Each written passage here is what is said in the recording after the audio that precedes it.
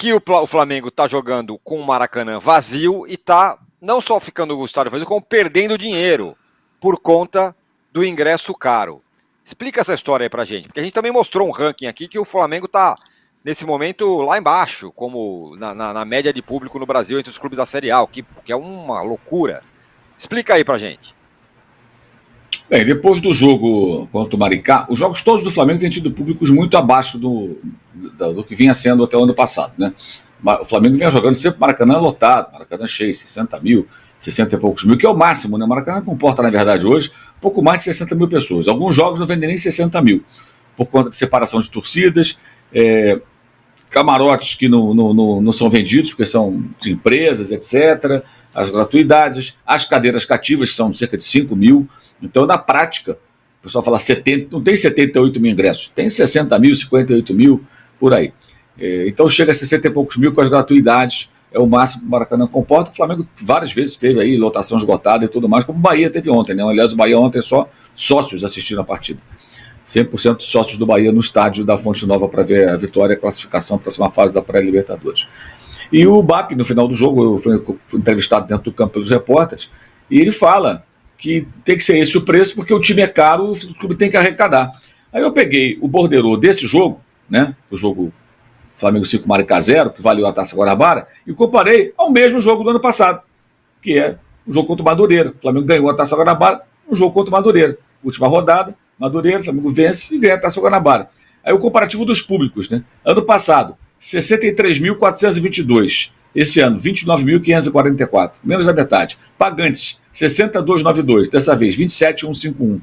Não pagantes, ano passado, 3.130, esse ano, 2.393. Não pagantes, entram também aí os camarotes e outros, não são as gratuidades por lei apenas não, tá? Renda do ano passado, aí vem o grande ponto. A renda do Flamengo no passado, com o ingresso mais barato, 2.321. Esse ano, 1.626. O preço médio do ingresso foi R$ 38,51. Esse ano, R$ 59,89, R$60. E a cota do Flamengo no passado foi de 347.396. Esse ano, 198.276. Eles aumentaram em 55% o ingresso. O ingresso da arquibancada do setor norte, onde ficam as organizadas que não foram ao jogo, fizeram um boicote no sábado, né? Eles passaram de R$ 50 a meia 25 para 80 e 40. E o setor leste, que era 80-40, foi a 60, meia, 120 inteira. Aumentaram tremendamente o preço. O torcedor não vai, cara, porque ele não tem esse dinheiro para um jogo Flamengo e Maricá. Ah, mas um grande jogo, você faz um esforço financeiro e você compra o ingresso. Como tudo na vida, né, gente? Os dias rotineiros, eu sempre dou esse exemplo. O dia rotineiro, o cara vai trabalhar, o cara come ali no lugar de sempre, ali, usa o restaurante dele, o dinheirinho dele lá que está no orçamento. Um jogo com o Maricá é um dia normal do torcedor, um jogo normal, mesmo valendo Taça Guanabara. Agora um clássico, um jogo importante, um jogo de Libertadores, é um jogo especial. O ingresso é mais caro, sempre foi assim. O torcedor tem essa noção. Agora, aumentar os preços em definitivo é muita falta de sensibilidade. É ter uma arquibancada fria, sem as organizadas, sem aquele torcedor mais apaixonado. Muitos já foram excluídos com a criação desse estádio lá no lugar do verdadeiro Maracanã. Então, uma falta de sensibilidade tremenda do presidente do Flamengo e dos seus pares. Achar que vai colocar o preço na barra, o pessoal não vai. E faz muito bem o torcedor, que não tem essa condição, de não fazer esforço financeiro para ver Flamengo e Maricá. Então, e outra coisa, esses números que a gente mostrou aí, 300 mil, 150, o que isso pesa, de fato, no pagamento desse time tão caro? A principal fonte de renda do Flamengo não é a bilheteria, são outras fontes de renda. E o Maracanã, você vê, de uma renda de 2 milhões e 300, o clube fica com menos de 400 mil. Os descontos são absurdos, é um estádio caríssimo, inviável até. Por isso, toda a história da construção de um estádio para o clube, para que o Flamengo possa, no futuro, tendo estádio, ficar com um percentual significativo da arrecadação. Então, é um discurso que não cola, só traz prejuízos para o time, afasta o torcedor e, o pior, não se sustenta nos números. Não se sustenta. É impressionante que o presidente do Flamengo, em tão pouco tempo, nem 2 meses no poder, cometa um erro tão crasso como esse.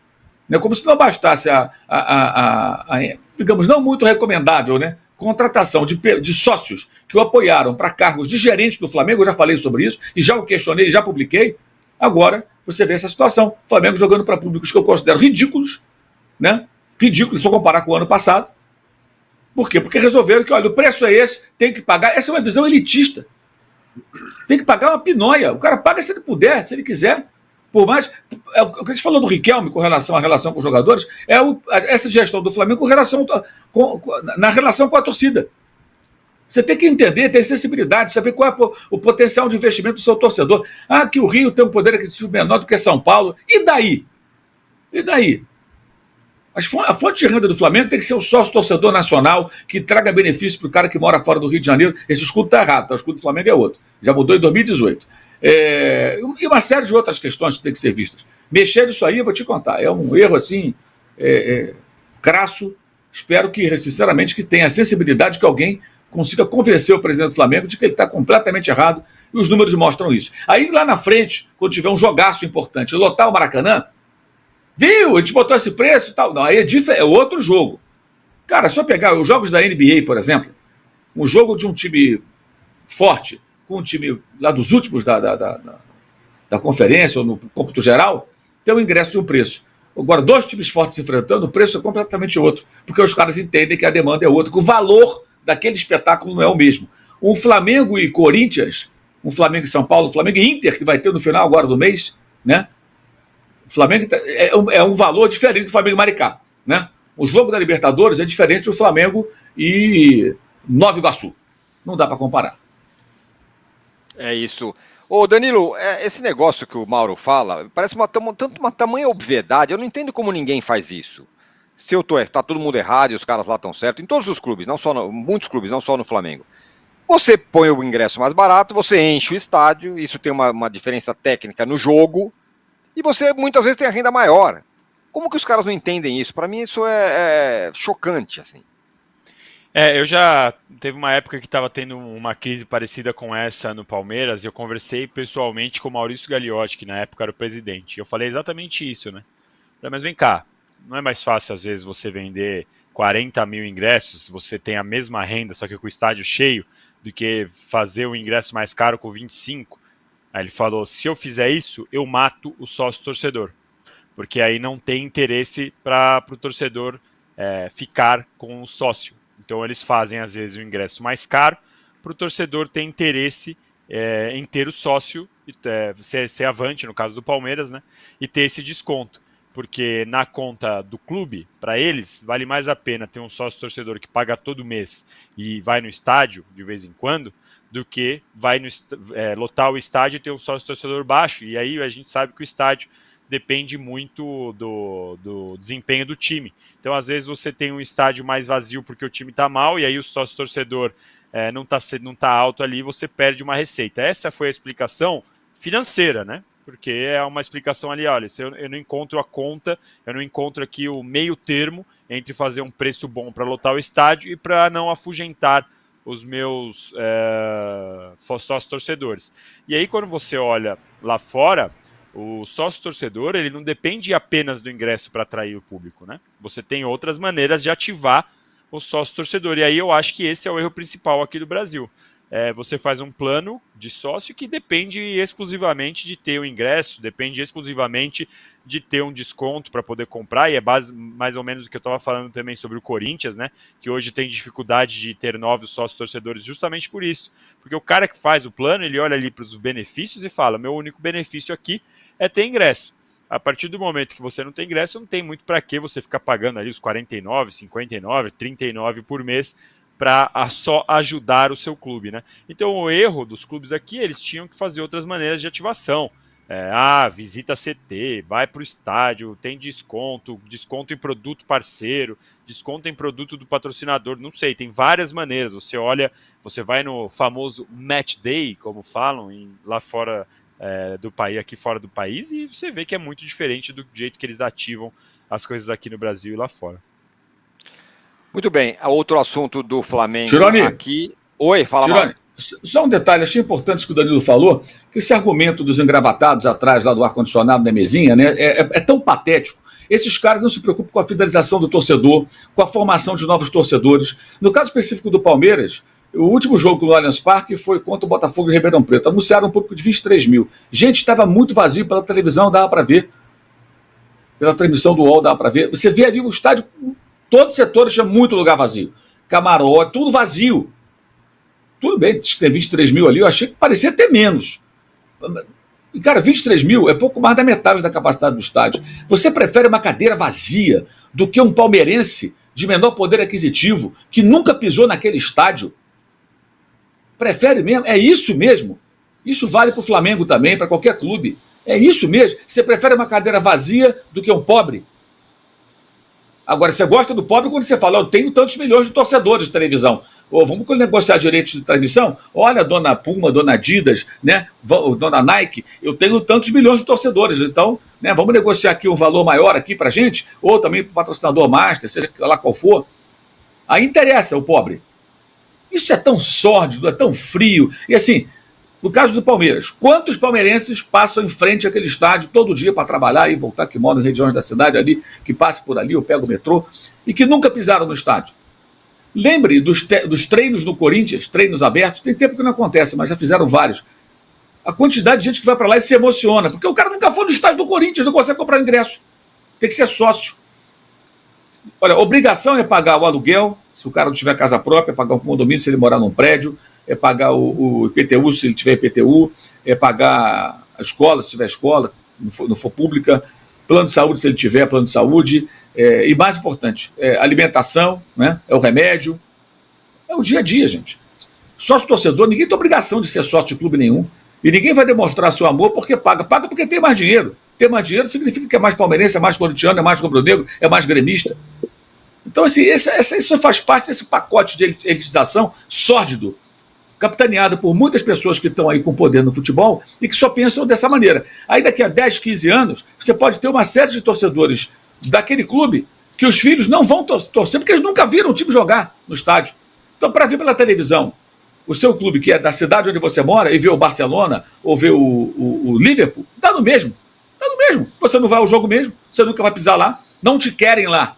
Só falta botar uma placa, você não é bem-vindo. Você é um duro, então você não é bem-vindo. Ora, bola, se você tem um estádio que está vazio, como é que você... não, porque vai desinteressar. Não, você reduz o preço para o sócio torcedor, faz um upgrade se ele quiser. Olha, hoje você pode ficar no outro setor aqui. O cara fica sempre no sul, no Allianz Parque. Eu vou te dar o oeste ou leste aqui por um preço do sul, uma promoção para esse jogo, porque eu sei que a demanda é baixa.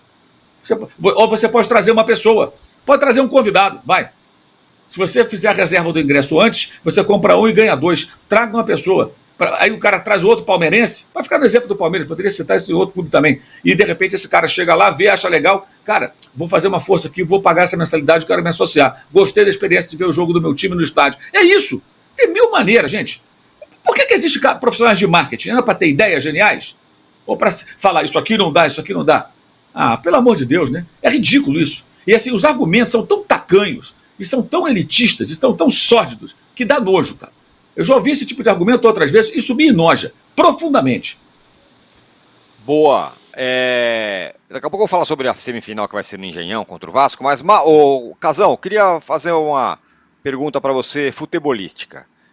Um jogador, quando ele entra no campo e está o campo lotado, é uma diferença gigante do cara entrar em estádio, olhar arquibancada e ter metade das pessoas lá, me parece. Deve ser mais ou menos como um cara que faz um show, né? Porra, vai lá numa arena, tá lotado, o cara fala, pô, isso aqui é outra história. Bah, primeiro, quero dar os parabéns ao Mauro, que eu fiquei ouvindo, concordando com tudo, achei que foi perfeito, achei que foi no ponto, é isso mesmo, penso igualzinho o Mauro, talvez já pensasse isso, mas não veio na minha cabeça da forma que veio pro Mauro e da maneira que ele colocou. Cara, sem acima e embaixo, não coloco nenhuma letra no que você falou, Mauro. Foi perfeito mesmo. Eu acho que é isso. Uma representatividade de quem não tem como ir no estádio e ama o clube tanto ou mais do que aquele que tem dinheiro para ir, né? Aquele que passa em frente ao estádio. O jogador, cara, pensa, uma peça de teatro. O ator entra no palco e tem metade da sala com público. Um show que cabe 100 mil pessoas no lugar, ele entra e tem 20. E o jogador de futebol é a mesma coisa. Só que, por exemplo, o show, o teatro, não é uma competição. O futebol é. Então você depende muito da motivação para você competir, né? Para você ter a ambição daquele momento de ganhar. Aí o cara vai falar, pô, mas isso é o papel do jogador. É verdade. O cara é contratado, o cara aprende desde criança a ser competitivo, então ele traz aquela competitividade desde quando ele começa a treinar num time e começa a disputar torneios oficiais, você começa a desenvolver dentro de você uma certa competitividade. Nem todos têm o mesmo patamar, né? O mesmo índice de competição. Tem uns que têm mais, outros menos, outros bem menos, e você percebe no campo, né? Quando a gente vê jogos, você percebe, olhando o jogo, mesmo estádio lotado ou estádio vazio, quais jogadores têm mais o instinto competitivo e aqueles que têm menos. Mas quando o estádio está lotado, claro que te dá aquela motivada forte, aquela vontade de atropelar o adversário, aquela sensação de que, pô, atacante. Pô, você entra no estádio, vê o estádio lotado, você já fica imaginando, pô, se eu fizer um gol aqui, vai ser do cacete, aquela, né? O goleiro, o zagueiro, todo jogador se motiva a mais com o público, com o grito do público, com o barulho da torcida. Mesmo que dentro do campo, pela adrenalina, você não ouve tanto, não ouve muito o que está acontecendo o tempo todo, mas em alguns momentos que você não está participando da jogada, você ouve, você olha. Você dá uma olhada e fala, caraca, isso aí dá uma motivada no jogo. Agora, você entra num campo. Cara, eu me lembro muito bem, foi marcante para mim, que eu lembro até o público. Eu entrei para jogar numa quarta noite em julho, agosto, um frio do cacete, em 84, São Paulo e Comercial de Ribeirão Preto. Tinha 600, 800 pessoas no Morumbi, quarta noite. Você ouvia os caras falarem. Você estava jogando, o cara falava alguma coisa mais alto, pô, ou xingava, ou aplaudia, ou dava uma incentivada, e você ouvia tudo o que estava acontecendo lá fora. Não tem como você chegar no topo da sua motivação. Não tem como você chegar no patamar mais alto de competição que você tem dentro de você. O público ajuda a isso. É claro que o jogador prefere entrar no estádio e estar lotado. É tão forte isso que a gente prefere ir jogar fora de casa, porque o campo do adversário vai estar lotado, do que jogar em casa com o estádio com pouca gente. Você se motiva lá, mesmo com a dificuldade que é de ter o público contra, do adversário estar super motivado pelo apoio da torcida, você se motiva pela reação que você quer dar contra uma torcida que está no estádio. É melhor do que você chegar em casa e ter 15 mil pessoas, 10 mil pessoas, 8, 10, 12. É bem pior.